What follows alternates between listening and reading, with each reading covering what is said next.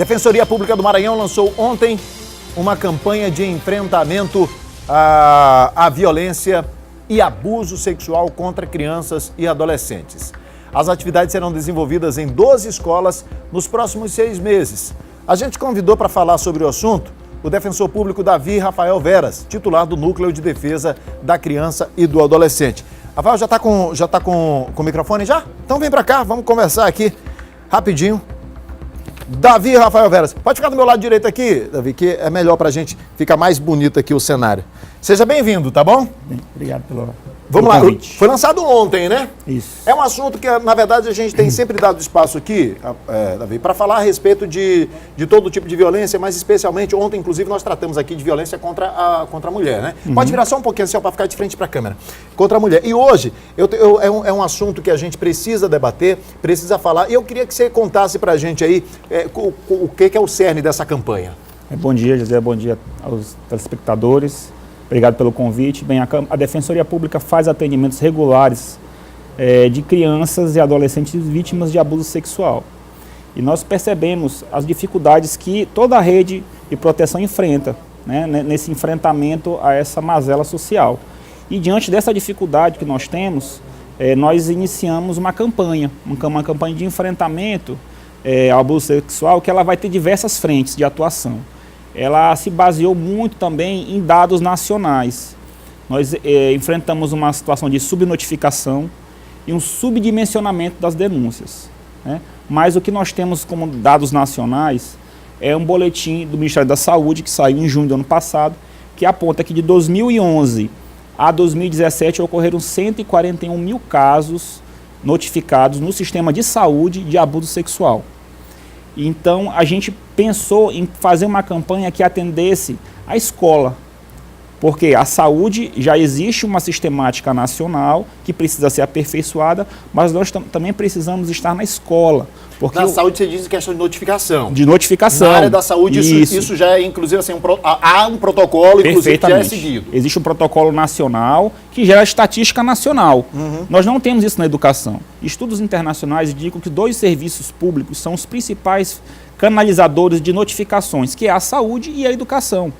A educação por quê? Porque o professor cria um vínculo com o aluno e ele se torna um referencial, às vezes, de denúncia, de revelações.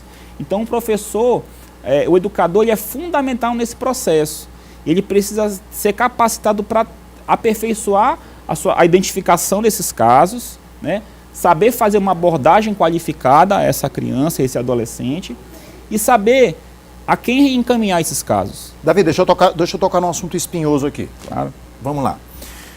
Inclusive, permita-me citar casos recentes onde professores conseguem identificar alguma situação dessa natureza na sala de aula, seja por um desenho, seja por um relato da criança, e conseguem encaminhar isso.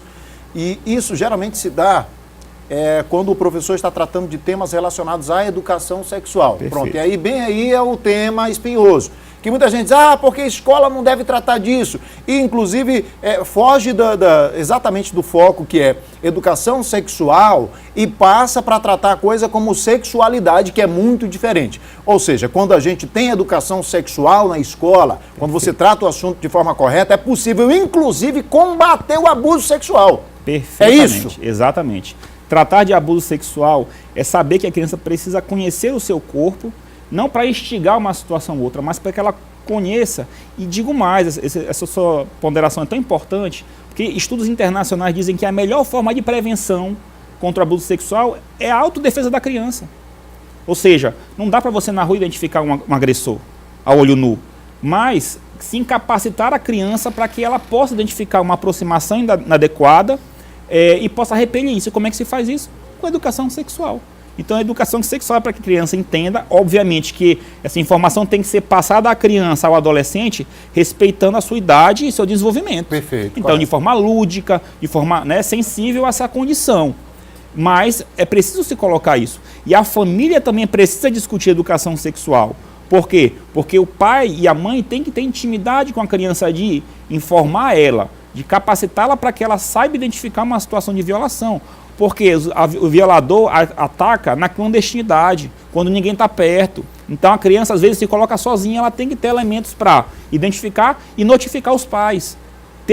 Ter alguma... Agora também tem um outro lado dessa questão. Eu já sei o que você vai tocar. Isso. E era exatamente a minha próxima pergunta aqui, porque diz respeito ao seguinte, há um dado que mostra que as principais agressões dessa natureza, elas acontecem em ambiente familiar. Perfeitamente. Primo, tio e às vezes até mesmo pai, padrasto e às vezes com a conivência da própria mãe. E aí você vê a importância de você ter algo externo como um professor. Exatamente, porque o professor é quem a criança cria um vínculo, né, de confiança e é com quem ela pode chegar e conversar.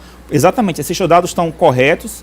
Esse documento do Ministério da Saúde do ano passado, Boletim Epidemiológico número 27, ele aponta que 69,2% dos casos de violência contra a criança acontecem aonde? No ambiente familiar. Ou seja, 69%. É um número altíssimo, né? Maioria. 2/3 praticamente. Então perceba que a criança vai ficar tão fragilizada porque aquela pessoa com quem ela confia no ambiente familiar é o abusador muitas vezes. E o professor é o canal, né, é o ponto focal dessas notificações. Agora, o que nós propomos também é compreender também a realidade do professor.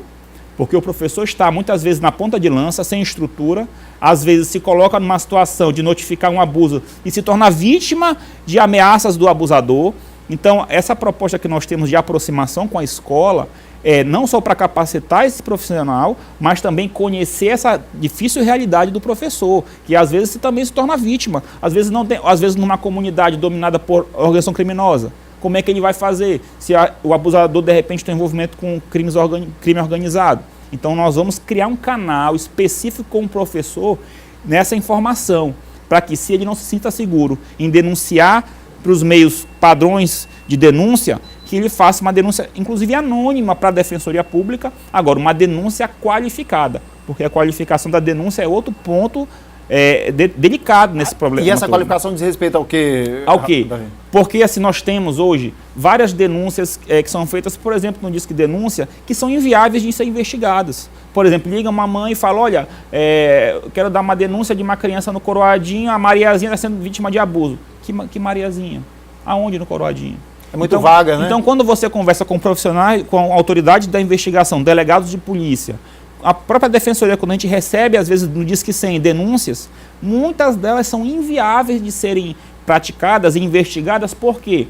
Porque a informação ela não dá para a gente elementos contundentes para chegar naquele local, ir no local, saber quem é aquela criança.